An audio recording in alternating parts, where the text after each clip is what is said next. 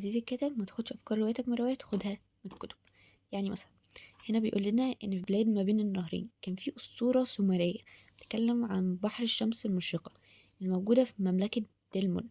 ملكها كان اسمه أوبري، كان بيعيش زي السمكة في المية. مملكة دلمون اتوصفت إن هي زي الجنة على الأرض، مليانة نباتات وأزهار وآبار مياه جوفية لكنها عذبة. وفي نفس الوقت بتتكلم آثار البابلية عن حكاية ملك اسمه جلجماش. الملك ده خرج يدور على وسيلة للحياة الأبدية، فعدى طرق وغابات مظلمة وقتل أشباح وشياطين مرعبة لحد ما أخيرا وصل لبحر الشمس المشرقة دي فعلا موجودة على العشب السري اللي بيهب الحياة الخالدة.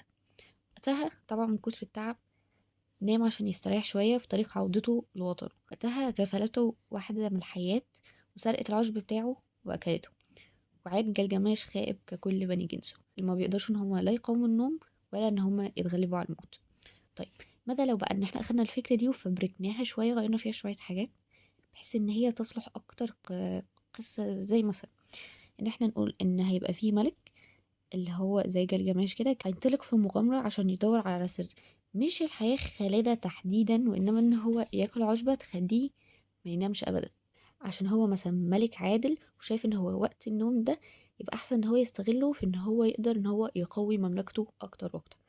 ممكن وقتها نحط بقى كذا موقف تخليه في الآخر مثلا يقول إن هو العدل ما بيكونش كده، وإنما مثلا يكون بقدر المستطاع، أو حاجة من الحكم اللي هي ممكن تتكتب وقتها إن هو يكتشف كذا حاجة طبعا في الطريق، زي مثلا إن هو أحسن من إن هو ما ينامش، إن هو يتأكد إن كل ولاية مثلا من الولايات اللي تابعة ليه يكون عليها حاكم يقدر فعلا إن هو يخلي فيها عدل وأمان، بحيث إن هو يكون أكنه خليفته في الأرض دي. وقتها ممكن تتعمل شبه قصة زي فيلم أنيميشن كده، شبه بتاع مثلا السندباد.